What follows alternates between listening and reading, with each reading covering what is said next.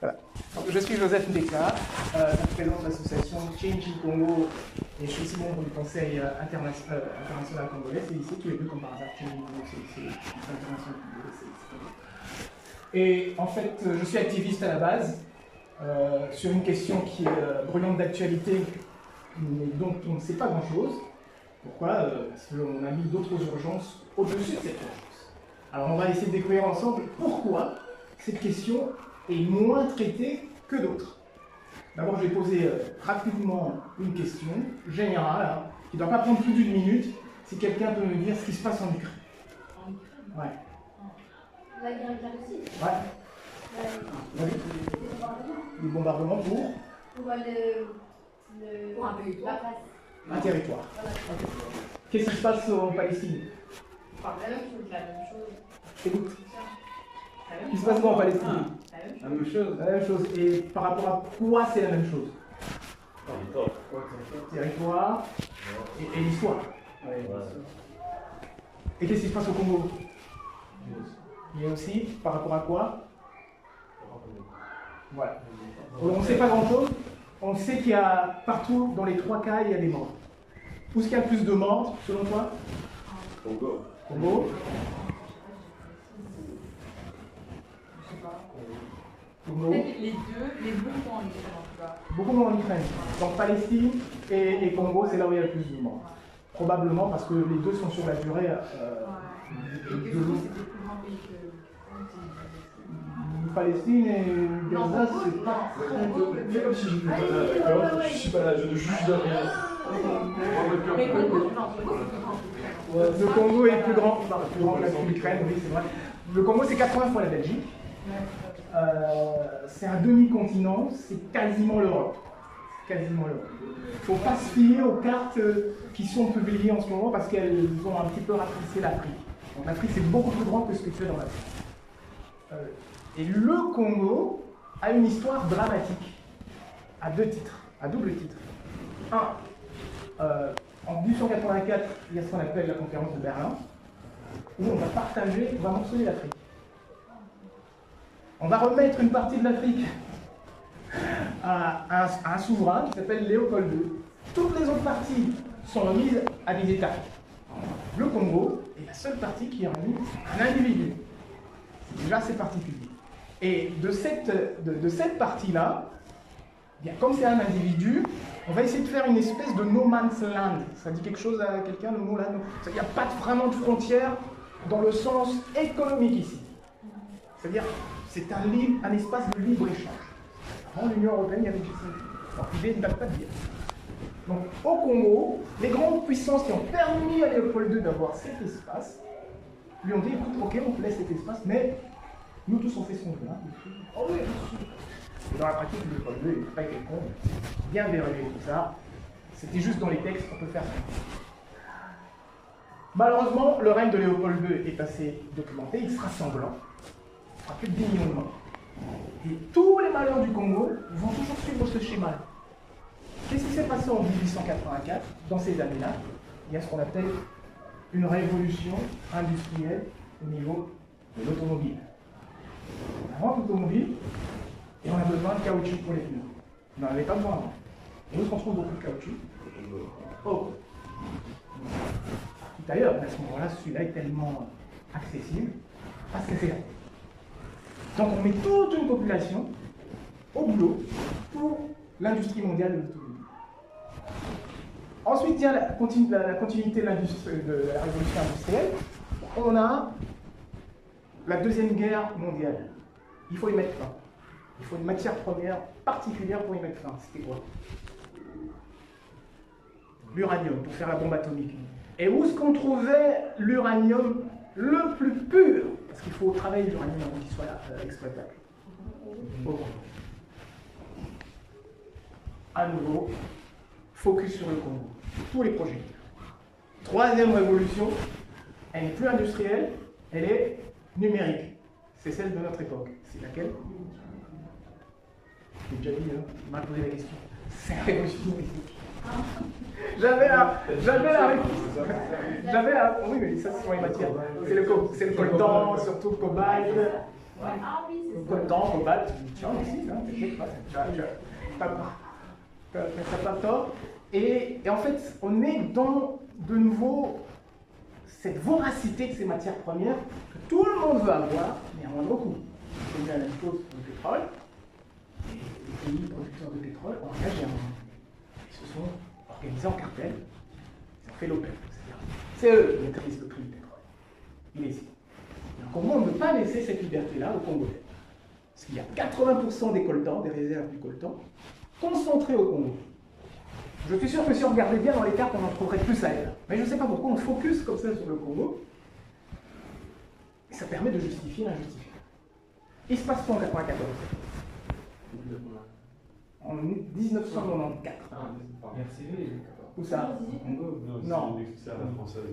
Mais je ne suis pas français en plus. Mais j'ai travaillé avec les Français, donc ça a laissé des formations.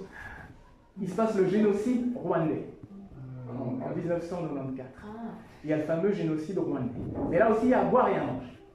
Pourquoi? Parce que la question qu'on doit toujours se poser, c'est à qui profite le crime? À qui profite le crime? Il y a beaucoup de littérature là-dessus. Donc chacun peut se faire une idée. Mais la question scientifique maintenant, parce qu'ici on est dans une école. Quand on nous entend un chiffre, on dit entre 800 000 et 1 million de morts, il faut qu'on se pose la question, mais d'où viennent ces chiffres? C'est ce qu'ont fait deux anthropologues américains, Alan System et Christian Davenport, de l'université de Michigan. Ils sont partis au Rwanda faire des recherches, et chaque fois qu'ils ont demandé à ce qu'on leur montre des fosses communes, et qu'on en déterre, on ne trouvait pas de Tutsis dedans, c'était à chaque fois des Hutus. Alors ils ont commencé à se poser des questions. Ils ont été à l'ONU, on dit, mais attendez, vous allez sortir un chiffre, il dit à l'ONU. Le responsable de l'ONU a dit, j'ai dit un chiffre comme ça. Donc voilà le chiffre que l'on nous chante du matin au soir. Hein. Mais si tu ne fais pas de recherche, tu ne sais pas dire ce que je viens de te dire. Tu prends. Et nous, on a tellement d'informations, je suis sûr que tu as oublié ce que tu as scrollé ce matin. Bon, plus le temps de creuser et de te poser les questions, mais d'où ça vient ce qu'on te donne là? C'est pas pour dire qu'il n'y a pas eu de mort, c'est pas pour dire que ça a été effroyable, il y a eu beaucoup de morts. C'est effroyable. Les chiffres qu'on nous a donnés ne sont pas corrects. Et les personnes qui sont mortes, ben, c'est peut-être pas que une seule ethnie. Parce qu'aujourd'hui on parle de génocide tous. Ben non, c'est surtout les Tutsis. Rien que le chiffre 800 000, là, n'est pas logique. Ce qu'on avait recensé par une association Tutsi avant le génocide, combien il y avait de Tutsis dans tout le Rwanda? Ils en avaient recensé 600 000. Donc si vous dites 800 000, un chiffre qui sont inventés à l'ONU, si vous dites 800 000, ça veut dire que d'office, il y a 500 000 au tout. Si vous dites 1 million, il y a d'office 700 000. Donc ça devient plutôt un génocide de Hutu. Bon, on ne va pas rentrer là-dedans. Mais voilà ce qui se passe au Congo. Au Congo, il y a en fait ce débat. Il y a ce petit délire avec le Rwanda qui essaye de sortir d'un marasme entre deux ethnies, Tutsi et Hutu. Voilà quel va être le malheur. Pendant la colonisation, donc de 1900, on va dire de 1910 à 1960, ce sont les Tutsis qui accompagnent la puissance coloniale. Les Hutus, qui étaient la communauté majoritaire, à qui appartiennent en fait les terres, parce qu'eux ont accueilli les Tutsis avant, les terres bantoues au départ. Ils ont chassé les Tutsis, parce qu'ils ont dit que vous avez été des collabos, un peu comme ce qui s'est passé à la Deuxième Guerre mondiale entre les Français, Pétain et autres. Et les Tutsis, ben, le Congo les a accueillis. Les Congolais sont spécialisés. On les a accueillis, on les a éduqués, on les a nommés aux plus hautes fonctions dans notre pays. Ils ont été juste en dessous du président, c'était. À un moment donné, on a dit ok, maintenant vous allez rentrer. C'est là que commence tout le problème. Quand on a goûté à une certaine richesse, à un certain confort, qu'on ignorait, eh ben on ne veut pas le perdre. On a chassé la communauté internationale, parce que l'ONU est venue, mais ça ne nous a pas permis d'empêcher de perdre nos leaders. On a eu des dictateurs très sanglants, le Congo de On n'a vraiment pas connu une sinécure, il y a des dictateurs très sanglants qui ont toujours mis le peuple et le pays en coupe réglée. C'est-à-dire que c'est toujours la pression du matin au soir dans ces pays-là. Que l'on dit être le plus riche du monde, ça c'est blablabla. Parce qu'un Congolais il naît et il meurt, il n'a jamais rien vu de cette richesse. Et c'est un petit peu ça le drame ici. Finalement, avec cette nouvelle révolution industrielle, mais qui est numérique cette fois-ci, on va chercher les matières premières qui nous permettent d'avoir le fameux coltan. Si tu prends ton smartphone, là, voilà. Est-ce qu'il est chaud, il est froid? Il est froid. Il est froid. Eh bien, qu'est-ce qui permet à ce que, bien qu'il soit chargé, il soit froid? Parce qu'il y a quand même de l'énergie, tu l'as chargé ce matin et hier soir. C'était ça le conflit industriel à résoudre. Comment faire en sorte que l'on puisse avoir cet outil qui est tellement intéressant et qui est prometteur économiquement, sans que les gens se brûlent tout le temps et qu'ils ne puissent pas le mettre dans sa poche, qu'ils ne puissent pas le tenir plus de secondes, parce que quand l'électricité passe, ça chauffe. Il y a des matières premières qui permettent de jouer le rôle de l'électricité, c'est dont le coltan. Qui permettent aussi de stocker un maximum d'informations, dont le coltan. Voilà quel est le véritable enjeu. Il est minéral. Cet enjeu minéral, le pétrole, les gens ont su s'organiser. Pour le coltan, on ne va pas laisser le temps aux gens qui puissent s'organiser. On va avoir cette matière première au moins de coût. Alors comment faire? Ici on a une multinationale qui ont des visées économiques. Donc la question, elle ne va jamais viser votre esprit. Qui profite le cri, c'est tout. Eh bien, elles vont s'acoquiner avec nous. Écoutez, nous on a un souci, on aimerait avoir le coltan qui se trouve ici à l'est du Congo. On aimerait bien avoir ce coltan sans payer le prix fort. Ils ne disent pas ça comme ça. On vous arme et vous nous ramenez ce coltan, on ferme les yeux. Voilà un petit peu ce qui se passe. La réalité, elle est là. Mais ces mêmes multinationales possèdent au moins 80% de la presse mainstream. Donc comment est-ce que tu vas informer les gens quand tu ne vas pas aller leur dire, écoutez, moi j'ai envoyé armes, argent pour aller foutre à l'est du Congo et finalement me tirer une balle dans le pied en disant que c'est moi. Et c'est un petit peu ça le schéma biscornu dans lequel on se retrouve dans ce cadre si particulier qui n'a donc rien à voir avec ce qui se passe en Ukraine et en Russie, qui n'a non plus rien à voir avec ce qui se passe en Palestine et à Gaza, et en Israël. C'est trois schémas totalement différents, mais avec malheureusement un coût humain exorbitant. Et souvent, à chaque fois, on va dire en Russie, une stratégie, une volonté stratégique d'avoir un accès sur la mer Noire. Palestine, Gaza, Israël, on sait très bien que c'est également une question de territoire, avec une raison à la fois sur la population et aussi des raisons historiques qu'on avance. Mais au Congo, c'est purement et 100% économique. Donc c'est une guerre économique. Si on veut faire en sorte que cette guerre, on puisse en tirer un maximum, il faut qu'on en dise le moins possible. Alors il vous appartient à vous, votre génération, de faire en sorte que l'information elle puisse circuler. Pourquoi? Maintenant qu'on est habitué à scroller, on ne s'arrête sur rien. On peut répandre des facts, des fake news, et on a derrière des fact-checkers qui ne sont pas toujours que des fact-checkers. Parmi ces fact-checkers, vous avez aussi des gens qui appartiennent à cette oligarchie-ci, qui va dire qu'une information vraie est fausse. Mais en même temps, sur Internet, tu vas boire et à manger. Donc, la presse le streaming, la presse mainstream, la presse mainstream, elle ne dit pas que des conneries. Mais elle ne dit pas que la vérité. Ça veut dire comment est-ce qu'on fait? Comment est-ce que je vais faire pour savoir que ce qui m'a été dit est vérifiable et c'est la bonne information. Je ne suis pas Alan System ou Christian Davenport, je ne suis pas un anthropologue, je ne peux pas aller vérifier chacune de ces informations. Qu'est-ce que tu ferais? Quelle question tu te poserais? Voilà. Il n'y a que cette question à retenir. De tout mon discours, c'est toujours à qui, quand tu as une information, tu vas avoir ce réflexe-là. Mais à qui profite ce crime? Et à partir de là, tu fais ta recherche. Quand tu vas en amont, tu vois d'où ça part. Tu arrives en aval, tu dis ah, c'est un tel qui vend. Ah d'accord. Eh bien ici, c'est très clair. C'est ce que tu as dans ta main. C'est le produit, ce qu'on appelle les minerais de sang. Parce que pour pouvoir obtenir ce coltan à main dessus, il y a toute une politique de terrain qui s'est mise en place.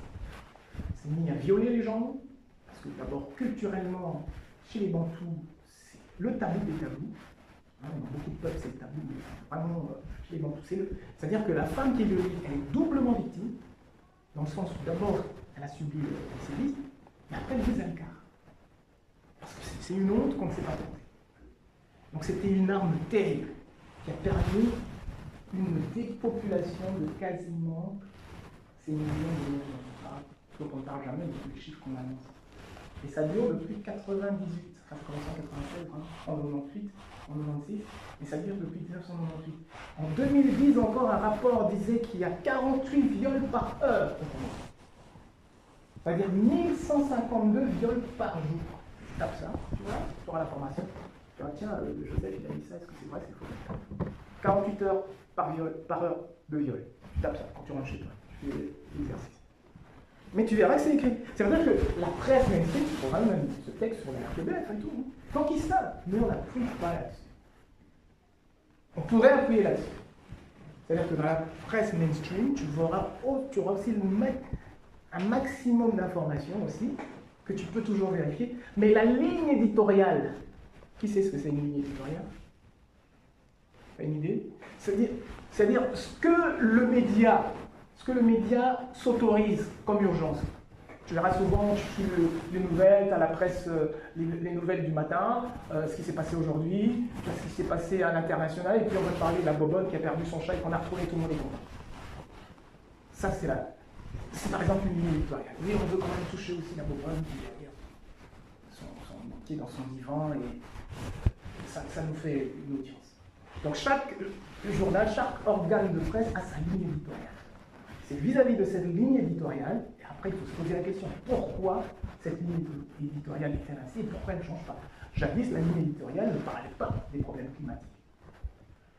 Pourquoi? Parce que ça fait aussi partie de ces sujets, on n'a pas envie d'en parler. Trop d'intérêt. Mais intérêt au prix de qui? Au prix de ta santé, au prix de la couche d'ozone et tout. Mais à un moment donné, quand les gens se mobilisent, il a fallu une Greta Thunberg. C'était pas la première, hein, mais c'est avec elle que la sauce a pris. Et qu'est-ce qu'elle a fait? Elle a fait sa petite croisade. Et aujourd'hui, c'est la question numéro 1. C'est légué, mais vraiment aux oubliettes. Hein. Ça veut dire qu'on a une action possible. Quand on se mobilise, on a une action possible, on peut bouger les lignes.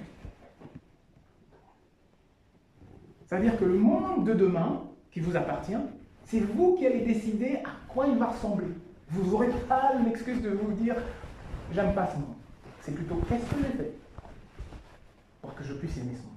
Ah, t'as rien fait à scroller. T'as scrollé. Ah, tu t'es bougé, t'as été voir, t'as tapé une porte et tout, et t'as parlé aux gens. Ah, t'as une petite action, peut-être que ça prendra. Peut-être que ça prendra pas. Mais t'as été un acteur. Donc t'as le choix entre être dans les gradins de Roland-Garros ou être sur le site. Toi de choisir. Greta Thunberg, elle a décidé, ben moi je serai. Moi, le monde, il me plaît, ben je bouge pas. Les gars qui sont multinationales, ben non, c'est pas, tout va bien. Quel est leur intérêt de faire en sorte que ça change? Je pense qu'à la fois, ils ne pensent pas, même à leurs gosses demain, qui suffoqueront en essayant de respirer. Ça ne leur dit rien. Donc ils ne voient pas plus loin.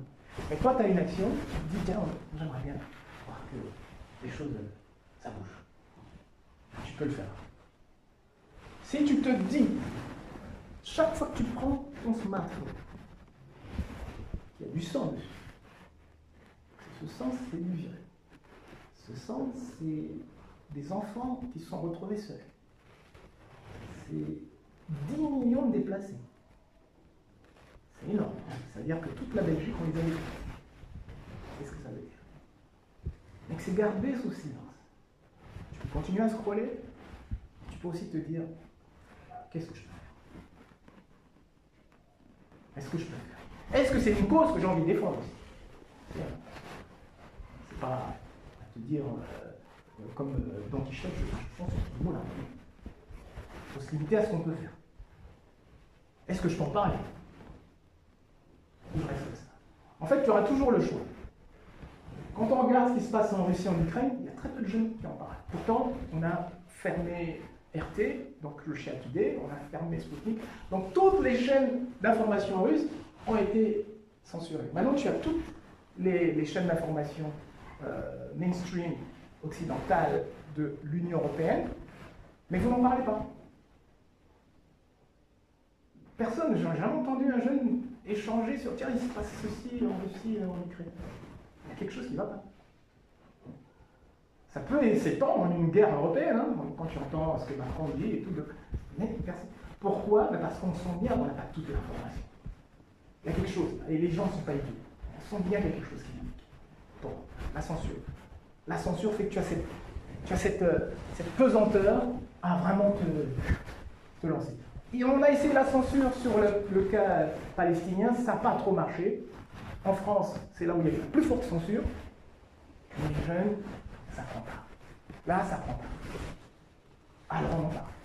Alors, tu as les universités aux États-Unis, en France, même à l'ULB.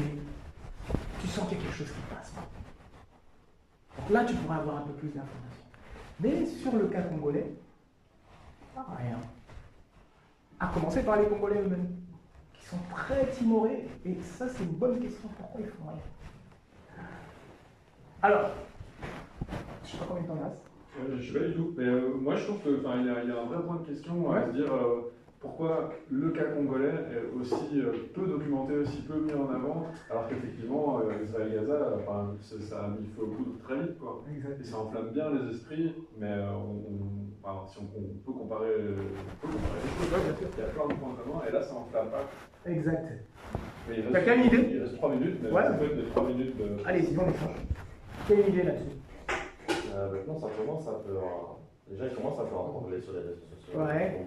Et qu'est-ce qui s'est passé pour qu'ils commencent vraiment à en parler? Ça a été filmé. Ça a été filmé. Oui, bon, il y a des vidéos horribles qui circulent depuis 20 ans déjà. Mais... Voilà, c'est pas partagé.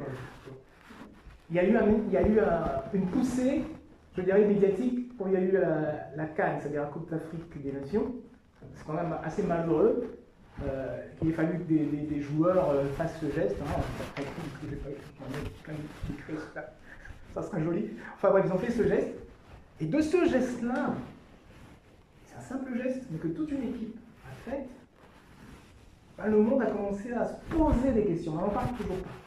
C'est-à-dire qu'il faudrait que les Congolais eux-mêmes, d'abord, à commencer par eux, se donnent le temps de trouver comment faire en sorte que notre cause devienne audible. Et si ce ne sont pas les Congolais, quelle est cette bonne âme? Parce qu'il ne faut jamais oublier une chose, dans l'histoire du Congo, on ne le souligne jamais assez, c'est pas un Congolais qui a mis fin au premier génocide sous Léopold II. C'est un Britannique. Il s'appelait Edmund Denis Morel. C'est un petit employé comptable dans un port de Liverpool qui voit venir du Congo des bateaux remplis d'ivoire, de caoutchouc et tout ce que tu veux, une richesse.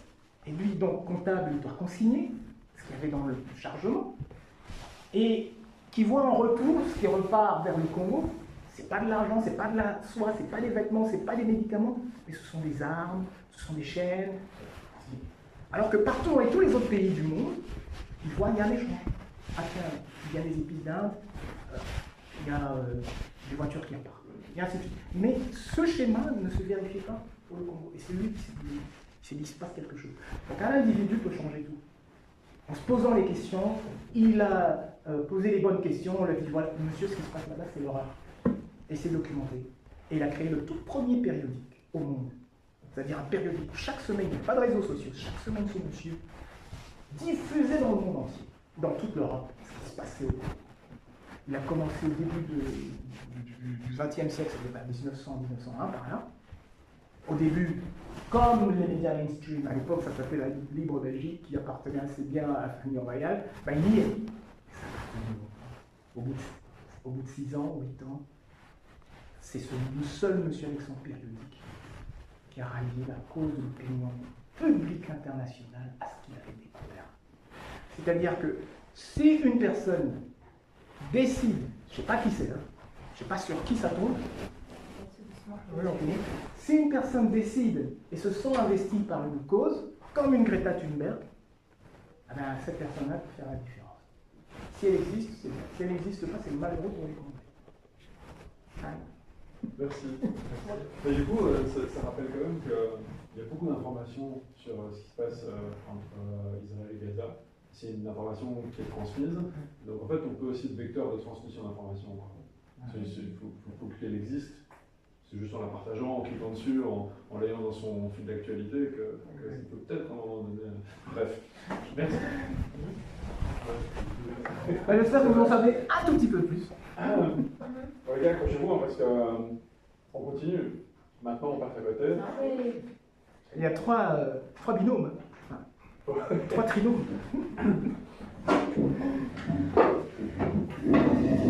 Merci. Merci. Ouais.